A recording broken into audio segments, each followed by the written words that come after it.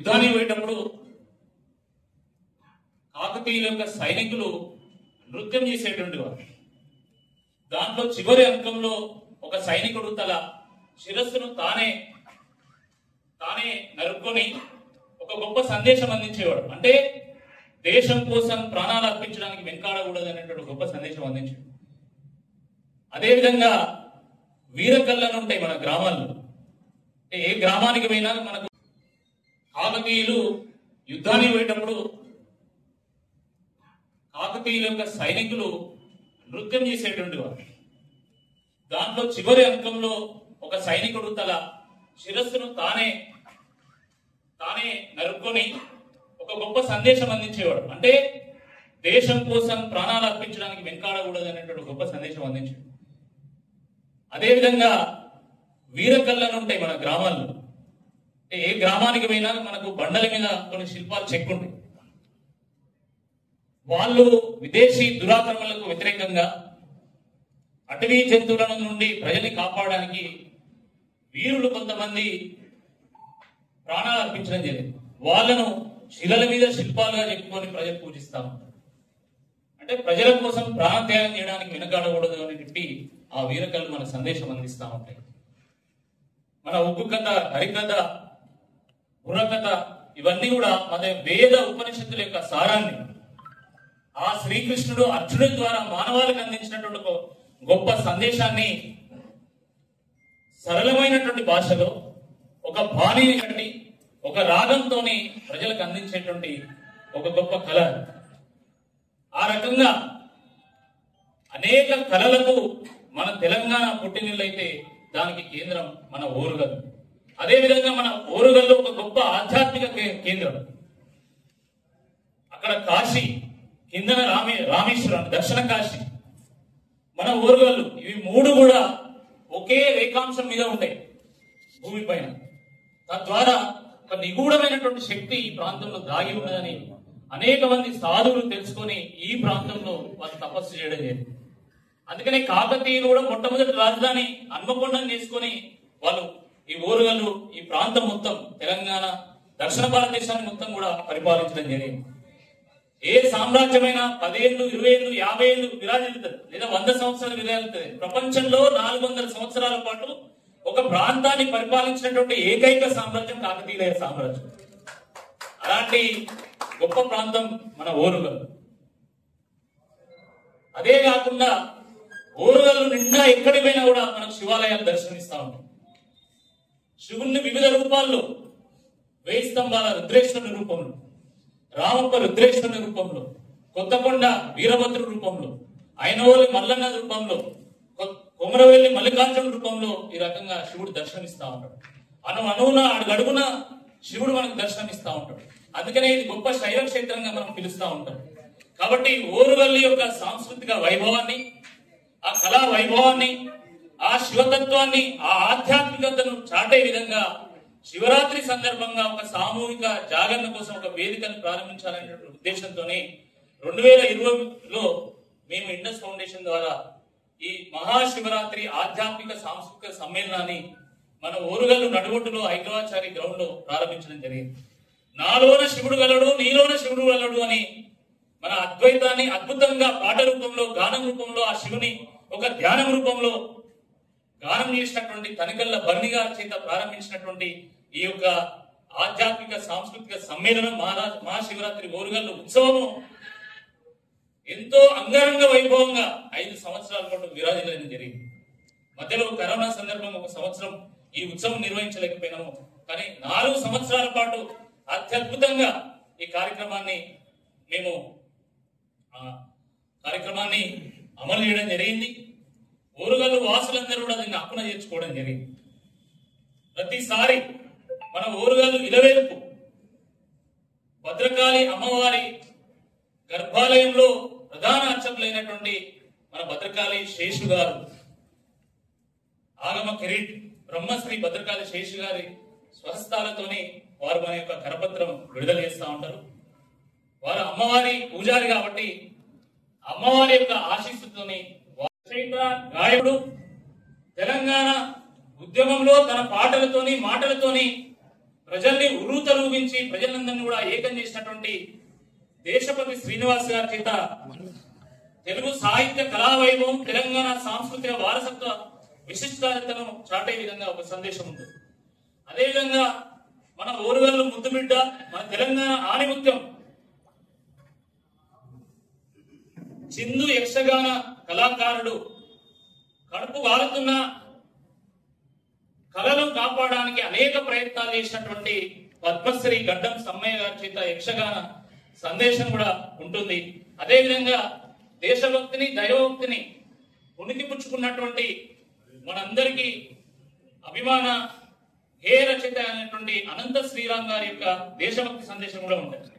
అదేవిధంగా పేరని మన ఓరుగల్లు కేంద్రంగా నిర్మాణమైనటువంటి పేరని నృత్య యొక్క ప్రదర్శన, సప్తహారతి, అదేవిధంగా ఆధ్యాత్మిక, సాంస్కృతిక, కళా, సాహిత్య, సేవ ఇత్యాది రంగాల్లో మన ఓరుగల్లు కేంద్రంగా పనిచేసినటువంటి అనేక మందికి మనము కాకతీయ పురస్కారాలు గత వేదికలుగా మనం ఇవ్వడం జరిగింది.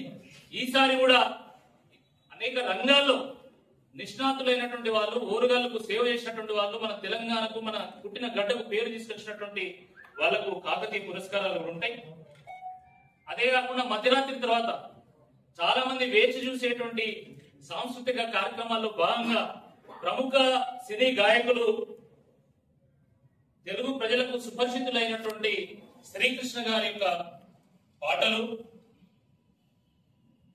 మట్టి పాటల మకరందం మాటల తిరుపతి గారి యొక్క జానపద పాటలు, పల్లె పాటల పూదోట గాయని శిరీష గారి యొక్క పాటలు, అదేవిధంగా ఈ కార్యక్రమానికి వ్యాఖ్యాతగా వ్యవహరిస్తున్నటువంటి ప్రముఖ గాయకురాలు సత్యభామ స్వాతి, అమ్మతనంతో పల్లె పాటలకు ప్రాణం పోస్తున్నటువంటి భిక్షమమ్మ గారు, తర్వాత మట్టిలో మాణిక్యం మన ఓరుగల్లు బిడ్డ అనిత యాదవ్ గారు. ఈ రకంగా అనేక మంది కళాకారుల యొక్క ప్రదర్శనలు కూడా ఉంటాయి.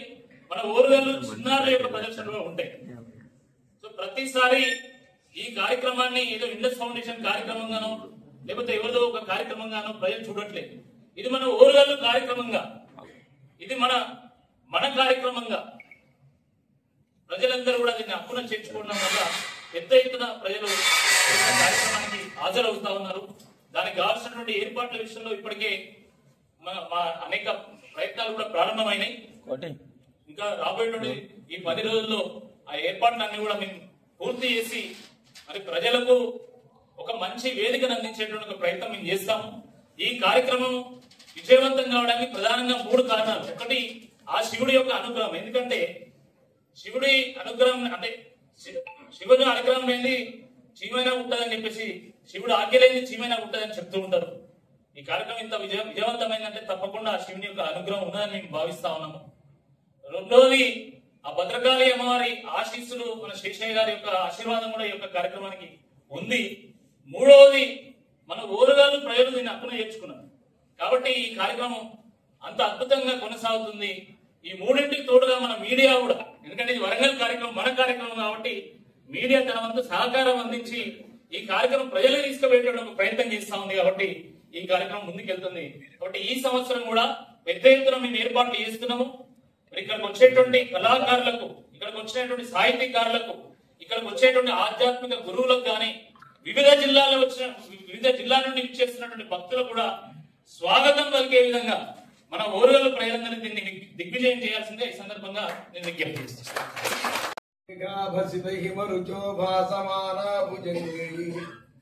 కంఠే కాలా కబర్దా కలిత శశికళా చండకోదండహస్తా రుద్రాక్షభూషా ప్రణత భయహరా శాంభవా మూర్తిభేదా రుద్రా శ్రీ రుద్ర సూక్త ప్రకటతే భావాన ప్రయచ్చంది సౌఖ్యం. బ్రహ్మాండం అంతా వ్యాపించి ఉన్నవాడు, బ్రహ్మాండమే దేహంగా కలిగి ఉన్నవాడు ఆ పరమాత్ముడు శంకరుడు. మహాశివరాత్రి సమస్తమైన పాపాన్ని ధ్వంసం చేసి తారతమ్యం లేకుండా సకల జనులకు సకల శ్రేయస్సులు కలిగించేది మహాశివుడు. అట్లాంటి మహాశివరాత్రి నాడు సాంస్కృతిక ఆధ్యాత్మిక పలు విధములైన కార్యక్రమాలను సంకలనం చేసి ప్రజలకు అందిస్తున్న వారు ఇండస్ ఫౌండేషన్ వారు, ప్రధానంగా మా అధ్యక్షులు ఇండస్ ఫౌండేషన్ అధ్యక్షులు రాకేష్ రెడ్డి తర్వాత. ఎందుకంటే ఎంతో ఆత్మగుణములతో ఎంతో త్యాగంతో లోకానికి ఏదో ఒకటి చెయ్యాలి అన్న చిత్తశుద్ధి కలిగిన వ్యక్తి కాబట్టి అన్ని వర్గాల వారు అన్ని పార్టీల వారు ఆయన గౌరవిస్తారు. అయితే ఈ సందర్భంగా ఇంకోటి, మాఘ మాసం అనేది అమోఘమైన మాసం. మనం అందరూ ప్రయాగరాజులో మునుగుతూ ఉన్నారు, పెడుతున్నాం. ఇప్పటికే 50 కోట్లు దాటింది. మన సనాతన ధర్మం యొక్క ఔన్నత్యం అట్లాంటి. వెళ్ళలేని వారు ఏం చెయ్యాలి అంటే, ఉన్న జాగల్ని ఏ చెరువులున్నో ఆ ప్రయాగను స్మరిస్తూ స్నానం చేస్తే ప్రయాగరాజులో మునిగిన పుణ్యం వస్తుంది. అప్పట్లో గుర్తులేదు. అంటే సామాన్యుడు కూడా మాఘ స్నానాన్ని కుంభమేళాలో ప్రయాగరాజులో ఆచరించిన స్నానానికి పొందిన ఫలితం తాను ఉన్న జాగలో పొందే విధంగా మనకు శాస్త్రాల్లో ఉద్రేకించింది. ప్రయాగకు వెళ్ళాలి, బాగానే ఉంటుంది, కానీ వెళ్ళలేని పరిస్థితి. ఎందుకంటే ధర్మం అనేది పలు విధాలు అందరికీ సమానంగా ఉంటుంది, విన్నారా? కాబట్టి మనం ప్రయాగకు వెళ్ళలేదనే శక్తి ఉంటే వెళ్ళాలి, లేదు ఇక్కడే ప్రయాగం స్మరిస్తూ ధ్యానం చేస్తే ఆ కుంభమేళాలో ప్రయాగరాజును స్మరించిన పుణ్యం వస్తుంది, మనకు పురాణాలు చెప్తుంది. కాబట్టి ఇట్లాంటి గొప్ప మాసం ఇది మాఘమాసం. మళ్ళీ ఇందాకనే చెప్పినట్టు ఒకే రేఖాంశం మీద ఉన్నాయి రామప్ప, వారణాసి, వరంగల్. అయితే కాకతీయ సామ్రాజ్యం మనదేంది అంటే మణిప్రవాళ సంస్కృతి. అక్కడ తంజావూరు దాకా ఇటు ఒరిస్సా, ఇటు ఆంధ్ర, ఇటు కర్ణాటక, ఇటు మహారాష్ట్ర, ఇట్లా. అందుకనే చూడండి, మన దీన్ని ఏమంటారు, సేత్వార్ అంటారు, పహాణి అంటారు, ఇవన్నీ మహారాష్ట్ర పదాలు. ఓరు కల్లు తమిళ పదాలు. అంటే విభిన్న సంస్కృతులు విభిన్న భాషలతో కూడిన. అందుకనే శంకర్ దయాళ శర్మ గారు ఒక మాట అన్నారు వరంగల్ మన గవర్నర్ ఉన్నప్పుడు, నీతి నిజాయితీ ఉన్నోడు ఎవడైనా సరే ఈ తెలంగాణ ప్రజలతో తెలుగు ప్రజలతోటి కలిసిపోతారు, వీళ్ళు వాళ్ళని హక్కును చేర్చుకుంటారు.